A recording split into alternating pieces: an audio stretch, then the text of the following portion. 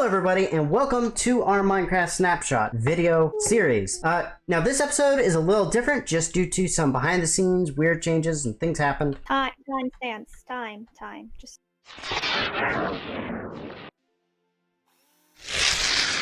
Everyone's going to be surprised today is the other words. We ended up setting up the video together just to speed it along because we had time. But if you guys really like this, let us know in the comments and we might continue doing it this way. Let us know if you prefer this method. It's probably going to be a lot more structured because we both know what's in it and therefore we're less likely to forget things. Yes, that's true.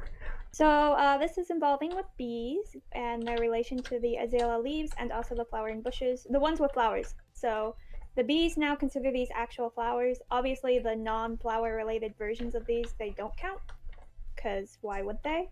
But yeah, they see, he just showed he's breeding the bees with azalea leaves, flowering leaves. You can't do it with the normal leaves. Please don't sound effect that. It's weird. But now to the most exciting part of the update. Mojang is now more accessible! Oi! Get back here! Yeah, there's that. Yeah. So, yeah. they just I'm just gonna the loading screen's black and white now if you want. Yep. Negative to show it. I'm not. So. Yeah. Go into your accessibility settings. There's a monochrome logo setting. Select that. Done.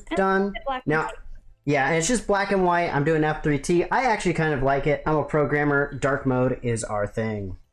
I mean, I'm one of the lucky few people who can see more colors than the average person, so I like color. Okay. But obviously, the most important thing is the goats. The greatest of all time. Look at that goat. They're so cute. They're annoying though. I've been building an area and they make so much noise. It's awful. Yes, and if you use subtitles like me, you will notice that the goat is currently bugged. But you can milk them. You can also breed these lovely creatures with wheat. There we go. Oh, do they have baby goats? Baby goat! I haven't seen the baby goats yet. Yes, they don't even have horns, which is like... I have not seen the baby goats. Stop. Release the wheat so I can see the baby I know. I have seen no images or anything of the baby goats. I have no clue what they look like. I know.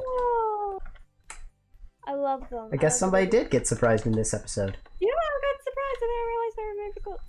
I don't think they don't hit you off yet.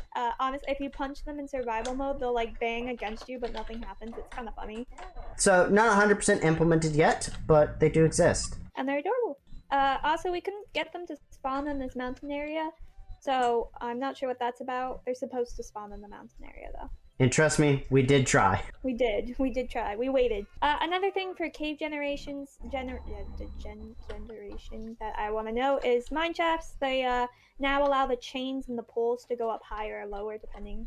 So they'll be longer and lower, so you can have them in midair a bit more.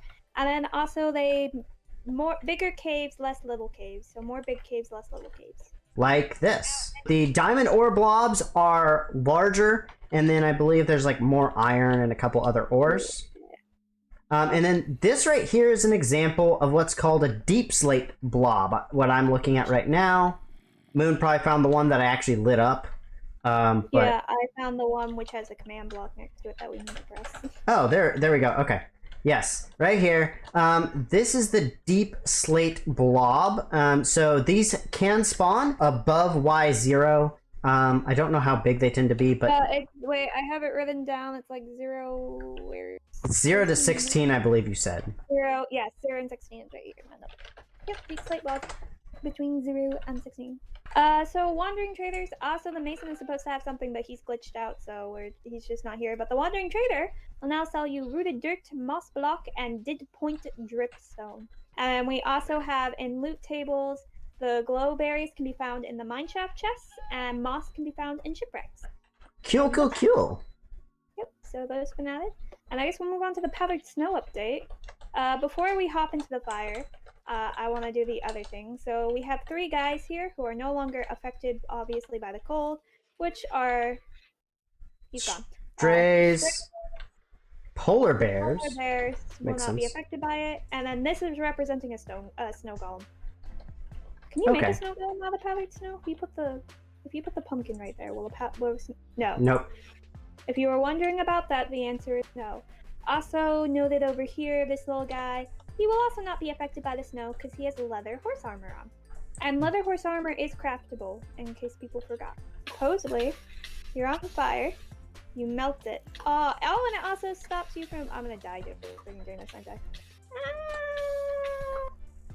Haha, Moon has already died just in the episode here. JK. Yeah, so that's pretty much if you're on fire and you walk. Thank you. And you walk into powdered snow, it melts it. This could be a fun little like mini game, like a relay mini game where you have to like get on fire and then like destroy the snow. Yeah. Also, other things to note is that you are now a little bit faster in powdered snow, but it also kills you faster. More frequently, and it's only 7 seconds till its effects start on any mob. Yep, including the normal skeleton turning into a strain. Yes. Or mummy, as they're called in the Shakespearean. Yes, and fun fact also, the powdered snow, so kind of like wither roses, only mobs that cannot be damaged by powdered snow can spawn in it. So that means if you're doing this in a winter biome, you can make a polar bear / stray farm very easily now. Another thing to note is those fire-related mobs take extra damage by the powdered snow, so blazes and them will be killed faster with the powdered snow than we are. These little guys now spawn naturally. As a matter of fact, these are ones that didn't exist when I came over here, as well as the glow squid. Sadly, they have been mildly massacred because there's evidence that the glow squid existed. That used to be a glow squid. That used to be a glow squid. I have 3 glow squid in my hand. Yeah, they were here, we promise. They're just not anymore because these little guys are vicious. And also, automatically attack. Yeah. But Oxalos have quite a few updates as well, and their fighting mechanic. Yeah. So I'm gonna summon a guardian, and then I'm gonna summon also a glow squid. It's actually the big guy, the bigger guardian that does it. Oh, the one with the mining Elder fatigue. Yeah. Yeah, the Elder Guardian. Also, there's effects related to us related to the Elder Guardian. Yes. So slash I got on game mode survival. Survival.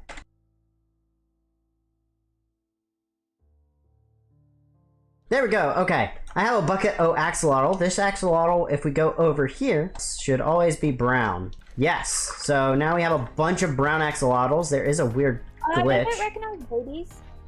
Like, I don't know. That's a valid question. Here, I'll breed one, and you kidnap the baby. You got it? You got it? Yes, and it does recognize if you have a baby axolotl. So you can. Now you have a bucket full of babies? Yeah. Since we're over here, dripstones now spawn randomly. Yeah, So I think that this is because like there's a cave right under here, I'm guessing. This pillar is just something I put because this is a really weird formation that I just wanted to highlight. It's not really all that important. But we have one. So, first off, I guess, there's a sound. Wax on. So they have wax on and wax off. I'm wondering if that might be an Easter egg. Yeah. That's cool. Oh. And then there's also a sound for them oxidizing. So if I just do boop, now our tick speed should be at like 300.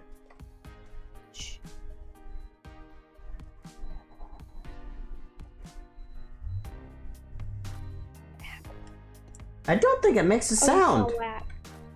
I didn't hear it. No, I didn't hear anything either. Odd. Yeah, nothing's happening. So apparently this is glitched.